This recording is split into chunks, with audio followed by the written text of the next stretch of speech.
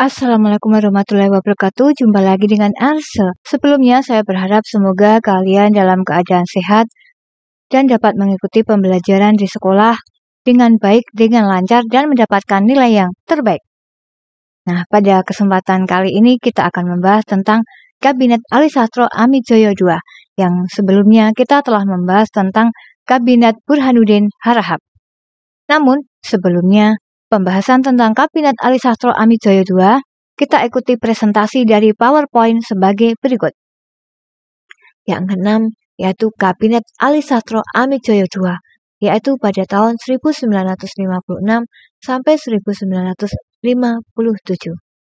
Program kerja dari Kabinet Alisastro Amijoyo II adalah perjuangan mengembalikan Irian Barat, pembentukan daerah otonomi, dan pembentukan DPRD, mengusahakan nasib buruh, serta mewujudkan perekonomi kolonialisme menjadi perekonomian nasional.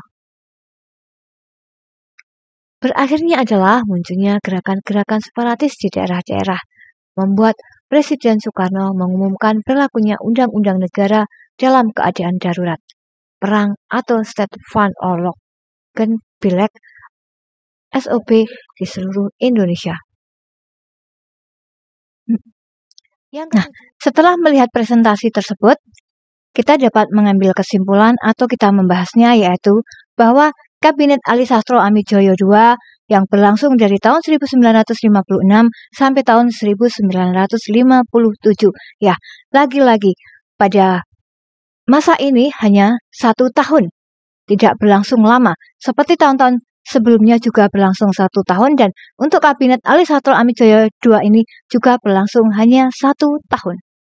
Program-programnya telah kita bahas tadi. Yang pertama yaitu perjuangan mengembalikan Irian Barat. Ya, Irian Barat memang saat itu setelah kemerdekaan belum masuk ke Indonesia dan perlu diperjuangkan.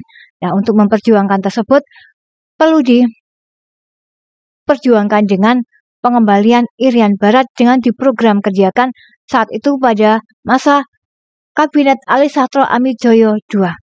Tujuannya adalah agar Irian Barat bisa bergabung dengan Republik Indonesia.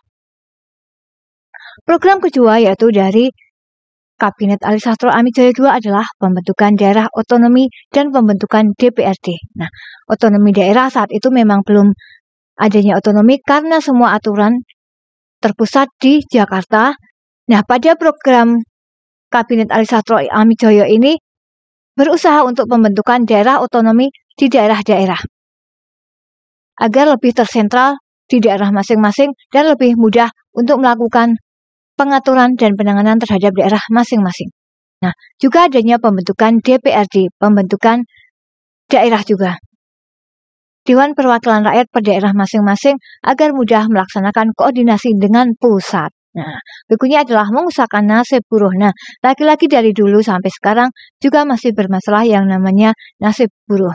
Maka dari itu perlu diperjuangkan agar nasib buruh itu mendapatkan kehidupan yang layak, seperti selayaknya yang lain. Maka dari itu perlu adanya nasib buruh agar keuangannya, pendapatannya juga mendapatkan kelayakan. Nah, berikutnya juga ada mewujudkan perekonomian kolonialisme menjadi perekonomian nasional. Nah, karena selama ini Indonesia dijajah, maka kita menggunakan asas perekonomian kolonialisme Belanda. Nah, pada program Kabinet Alisastro Amijoyo II ini tujuannya untuk mengubah program perekonomian kolonialisme menjadi perekonomian nasional, yaitu yang sesuai dengan tanah air kita, yaitu sesuai dengan tanah air Indonesia, sesuai dengan kerakyatan yang adil dan beradab untuk rakyat Indonesia.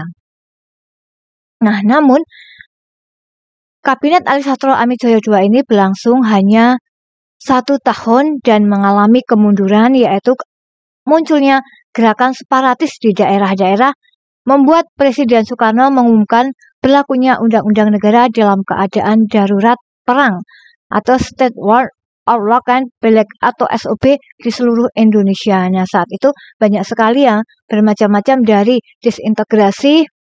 Maka dari itu Indonesia mengumumkan keadaan darurat dan berakhirlah masa Kabinet Alisastro Amijoyo II. Nah, itulah tadi tentang masa Kabinet Ali Sastro Amigjoyo II. Selamat belajar, semoga dapat bermanfaat. Saya Airi, banyak salam maaf. Assalamualaikum warahmatullahi wabarakatuh.